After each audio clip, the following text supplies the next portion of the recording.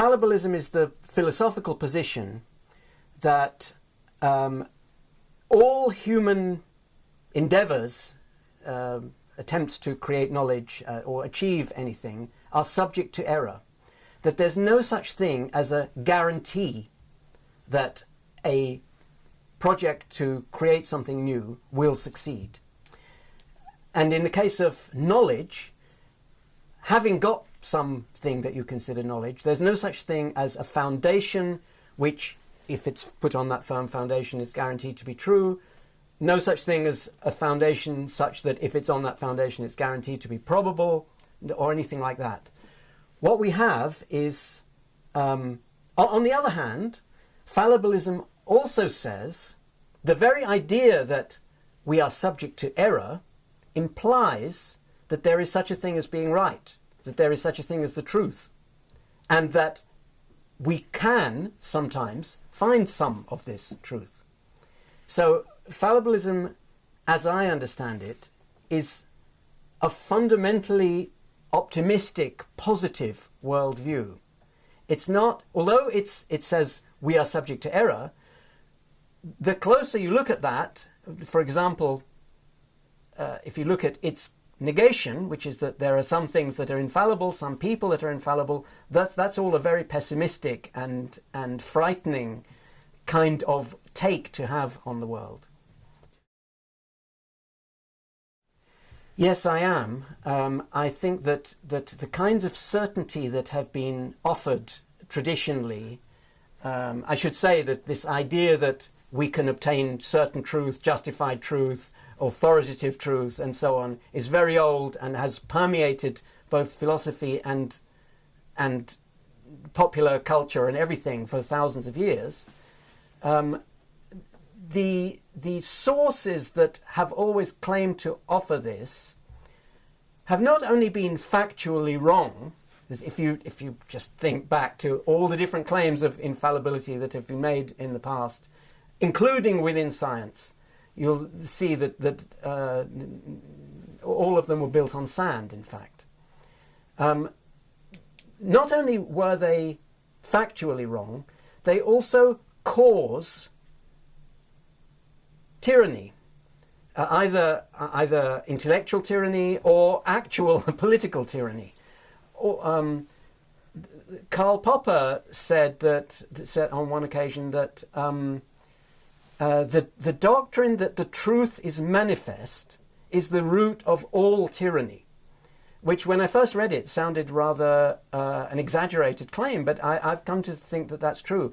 Everywhere where somebody is claiming to be entitled to do things against other people's wills, and not vice versa, there is somewhere a claim that the knowledge under which they do this is somehow authoritative, incontrovertible, holy, in some way founded on infallible truth, or an infallible source, actually.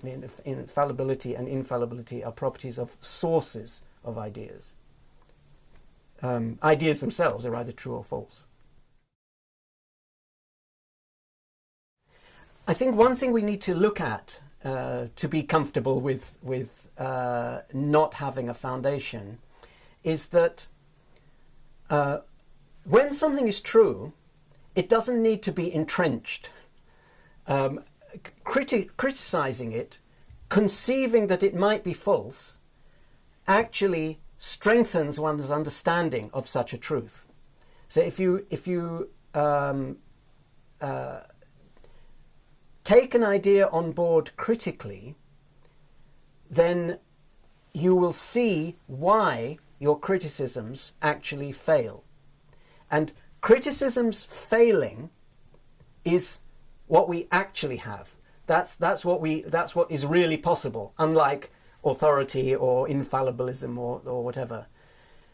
If you see that why the criticisms fail, then you can be comfortable that not that it's true, but that the rival ideas that you might have entertained are false. And if they aren't false, there'll be some reason that they aren't false which you don't know yet, which you need to find via criticism again.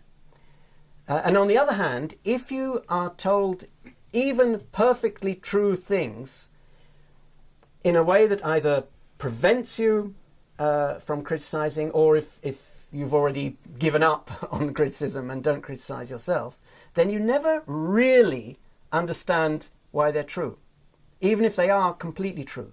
So people, again, it's commonplace observation that people can, say, pass an exam in a subject, get all the questions right, without ever actually understanding what they're saying.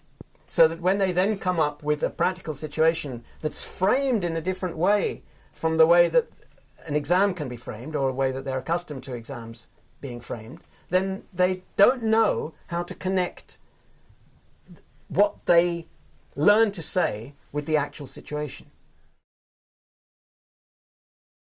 No, I've been very lucky that in my research career I've never had to take position in the authoritative hierarchy of either research or university. I've always just done research, and the only time I ever give lectures or talks or something is when I have something new to say. So I give a research seminar or something like that. But I've never given a course that was for credit. To be honest, although I think that the authoritative structure of universities isn't good, I don't. The reason I don't participate it's got nothing to do with getting on my high horse. It's just that I don't like it. It's boring. I want, if I give a talk, I want to know that the people are sitting there came because they think that I might have something to say that might interest them, rather than that they need the remaining 4 points of this 4 credits in order to make up their degree or whatever it is. Yes, I'm an optimist both in the everyday sense that I try and look on the bright side, but more importantly, in the sense of what this means for knowledge, for the possibility of growth and progress. I always regard failure or any kind of evil as being due to lack of knowledge. And knowledge is obtainable. We may not be able to, we can't obtain it just by an act of will, by wanting it, and we can't ever be sure that we're going to attain it. But on the other hand, it is attainable, and we have the means, namely rational thought, which includes science, but also includes every other kind of rational endeavor, to discover knowledge. There can't be a most foundational theory, and it may seem odd that I should say this, and I should say that the foundations don't matter, the starting point doesn't matter, even though the whole of my work, my research, is about trying to discover the foundations of the laws of physics, for example, and actually the foundations of the laws of physics, if you go down deep enough, are the foundations of things other than the laws of physics as well. The thing is, that's not what foundations are for. There can't be an ultimate foundation if you have the right motivation for seeking them, because if there were, here's a contradiction, if there were an ultimate foundation, the question of why that is the ultimate foundation rather than some other thing would never be answerable.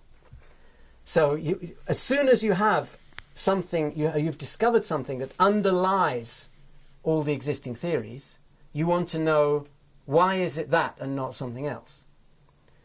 And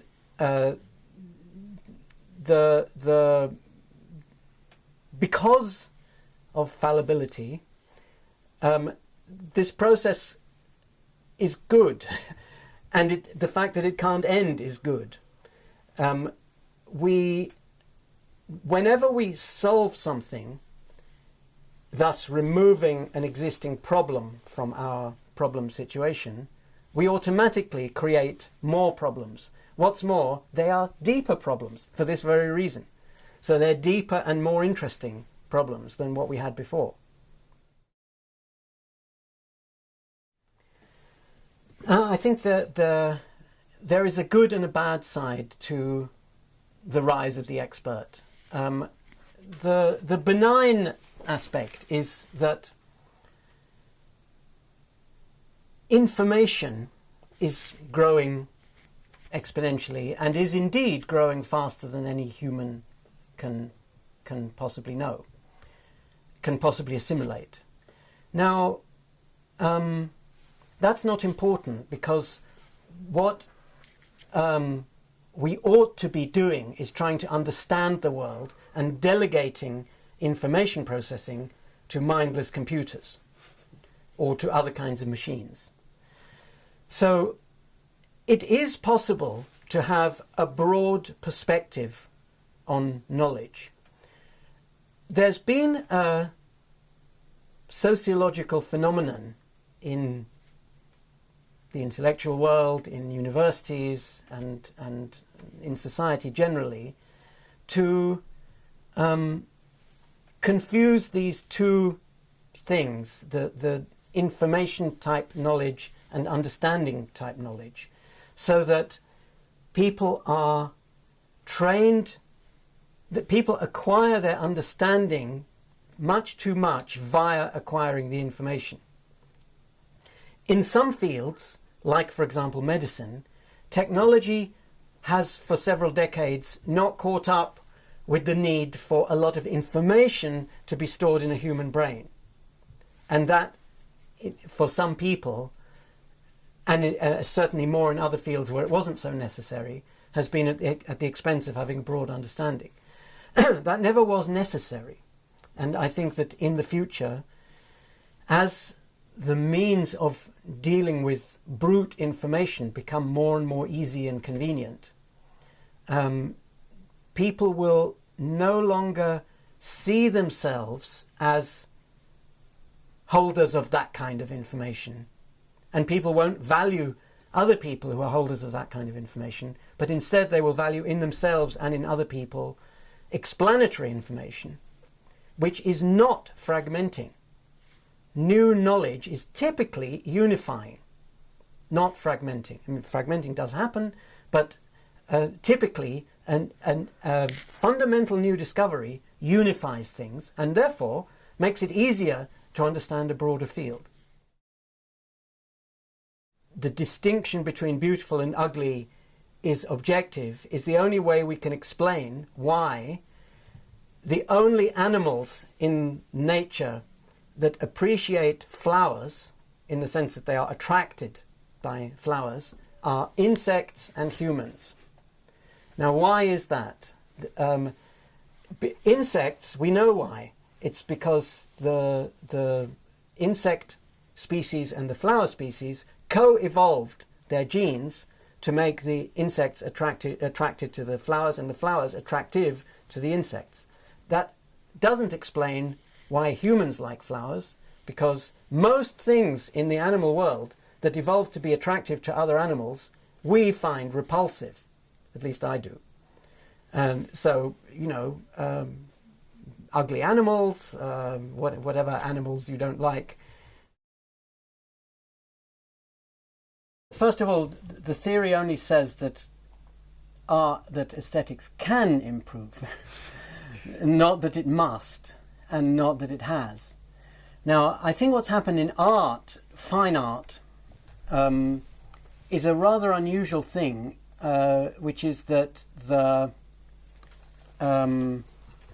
elites in fine art went backwards for several decades and rebelled against the very idea of truth, or in their case, beauty. They rebelled against that, so they reconceived art as being intended to serve a practical purpose, like socialist realism or something, or to shock people out of their complacency, or to supersede something, or to transcend boundaries, something like that, rather than to pursue beauty. And if physicists had conceived of physics in that way, physics would have gone backwards. However, I don't agree with people who think that civilization, even in the sense of art and the humanities and so on, has gone backwards, because at the same time that this was happening, the broader picture of art was actually improving. For a start, an entire new art form came into existence, namely cinema. And that is clearly has made progress over the decades. Not just technological progress, but progress in the sense of new ways of something being a movie, new ways of acting in a movie. And then television came along, and people were saying, this will be the death of the movie industry, but the exact opposite happened. It, on the one hand, enhanced and diversified the movie industry, and secondly, created a whole other art form in parallel with that one, namely television. They overlap. But so I think this is another of those situations where I'm not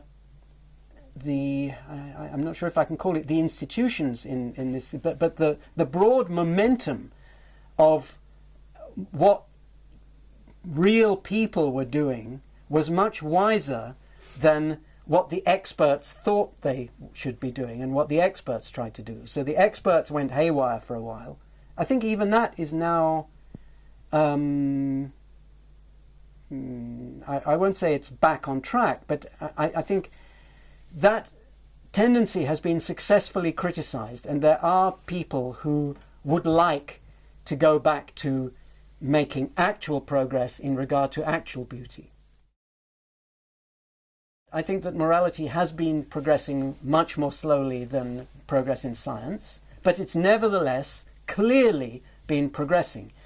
If you look back, say, to 19th century, there was a situation in which a large proportion, or we'll say in the early 19th century, most civilized people had little or no objection to slavery. And very few people thought it was an absolute abomination. Whereas today, the overwhelming majority of people, the overwhelming consensus is that it's an absolute abomination. That is an objective change. Nobody can deny that that change has actually happened. And I would argue that morally, that change has been for the better. And it hasn't just been in these sort of big issue things. You've only got to watch, and over that length of timescale, you've only got to watch, say, a television program from a few decades ago. Watch early series of Star Trek, for example, which was a program that was consciously trying to look ahead to see what society would be like in the future. And it's got things which are like, you remember an episode where there was a female captain who couldn't hack it as captain because she was a female. Now, not only is that now politically incorrect, they wouldn't be sort of allowed to do it, but, which I think, by the way, is a bad tendency. But the thing I'm pointing out is not that they wouldn't be allowed to do it, it's that it seems ridiculous. Most people today consider that theory ridiculous. So, and that is also moral progress. So, and this moral progress happened in some societies and not others. And that's a very important fact. The difference between the societies in which it did happen and in which it didn't happen are the institutions that deal with ideas. Whether ideas are thought to be authoritatively derived or criticized. And the societies in which this progress took place were the ones that had best institutionalized criticism. This idea of a tradition of criticism is itself an almost paradoxical thing, like fallibilism itself, because throughout human history people have lived by tradition, and tradition means doing the same thing generation after generation, whereas criticism means trying to change things moment to moment, let alone generation to generation. But nevertheless, there is such a thing as a tradition of criticism, and it's the most valuable thing in the world. It's the thing that all progress, not only political, but everything else, depends on. The first couple of seasons, anyway, of House were a remarkable exploration of epistemology, it seemed to me. There are all sorts of side things about this theories that were fun, like the portrayal of this eccentric, idiosyncratic character. Although even then, they built the personal quirks around the epistemology. So I remember there was an episode where the world's leading expert in something or other, I think it was tuberculosis or something, was ill and said that he had tuberculosis. And House said, "No, you don't." And he said, "Why not?" "Well, because you've got atypical symptoms. It's you've got and the expert said, "No, I've seen thousands of cases of this. You've only seen a handful of cases in your whole career. I've seen thousands of cases, and I know that this disease can present atypically." And House said, "The fact that you've seen thousands of cases is exactly why you're not the right person to make this decision." This is the gambler's fallacy, you see. Or is it the inverse gambler's fallacy or whatever? The expert in thousands of cases of tuberculosis who doesn't have a broad understanding of other diseases to match his understanding of tuberculosis is going to be terribly subject to bias. He's going to be trying to explain things in terms of the things that he knows. And if you're trying to explain an unknown thing, and in terms of your expertise, you've got to be careful that the expertise itself doesn't bias you. Every time House makes this kind of decision, he allows for his own expertise. So whenever he has a theory, he wants to test it right away. And, in the drama of the series, that usually involves risking the patient's life or something, just to make it more exciting. But the logic of it is that you form an explanation which is the best available explanation at the time. There are other explanations that are not quite as good, but are also viable explanations in that they're not just pulled out of a hat. Like, for example, it's a disease we've never heard of, period. Now, that could be true, but it's a bad explanation because you could always say that, no matter what the patient was. So that there's a methodological rule that you don't consider that kind of explanation. You've got to say, in that case, it could be a disease we've never heard of that does so-and-so and is testable. So then he has the best explanation, and then he immediately tests it. And what usually happens is that the test proves him wrong. That's another remarkable thing, because usually when a fictional story wants to portray somebody as superhuman, to have superpowers or something, they overwhelmingly have to show the superpower working. But with House, yes, he usually gets it right eventually, but he almost never gets it right immediately. And I've never seen that before. So that's why I like the epistemology in that series. That happened when I was an undergraduate. It was a tremendous stroke of luck. I think this must count as the biggest stroke of luck in my whole career. I was interested in theoretical, the theoretical side of physics. This was before even becoming interested in foundational side. I was interested in the theoretical side, and therefore I thought that I needed to fully understand the relationship between the experimental and theoretical side of physics, because the theoretical side is useless if it becomes disconnected from experimental physics. So not wanting to do actual experiments myself, because every experiment I tried failed, but nevertheless I wanted to understand what the connection was. So I read Bertrand Russell, because Bertrand Russell was, I think, probably just about the only philosopher I'd ever heard of, and he wrote books about induction and the scientific method and so on. So I read that, and I thought that I understood it, and of course everything I read there was completely wrong. It was empiricism, inductivism, all these horrible mistakes. He wasn't a positivist, but he gave some credence to positivist ideas as well. But I wrote it all down to try and clarify my ideas, and I showed it to my tutor. Now, you should understand that in Cambridge terminology, a tutor isn't a tutor. It's I don't know what you call them in America. Here in Oxford, they're called moral tutors. It's a person who's like your contact person in the university who, like if you get into trouble, that's who you go to, he'll stand up for you, that kind of thing. Yeah. And the practice was that we would go to see him at the beginning of each term and at the end of each term to say hello, and he would say, do you have any problems, and that kind of thing. So I never had anything to say to him, and so I thought, well, I'll take this essay that I wrote. And I sent him the essay before I went to see him. And I went and I said, yes, did you read the essay? What do you think? He was his historian. Charles Parkin was his name.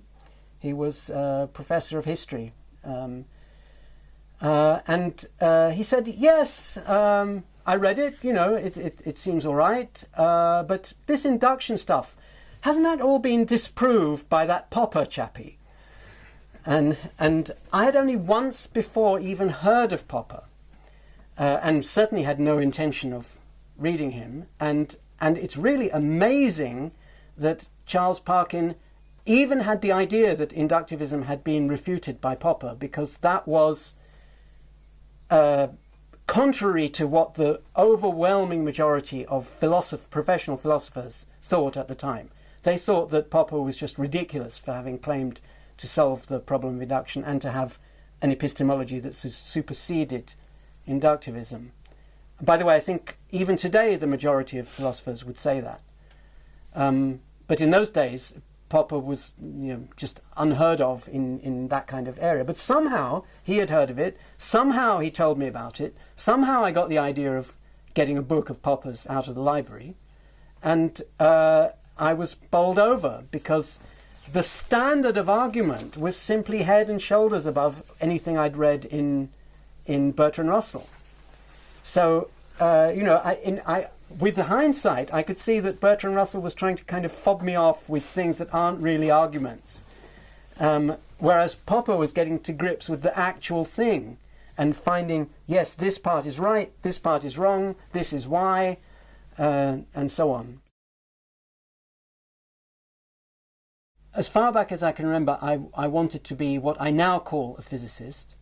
But for some reason, and I don't know how this happened, but for some reason I didn't ever know what physics is until I was 11 and encountered a physics lesson in the school that I entered at the age of 11. Somehow it had passed me by that this thing, and as soon as I realized what that subject is, I knew that I wanted to be a physicist. I can more easily answer the question if I wasn't allowed to be any kind of scientist. Okay. Then I would be a film director, okay. Yes. But I think it's not a well-formed question in the case of science, because if I was somehow prohibited from being a physicist, I would tend in that direction as close as the prohibition allowed. Mm-hmm. As I think, in fact, I have done. I mean, the way that I got to the particular take on physics that I have is by finding that that's where I tend to, by trying to solve things.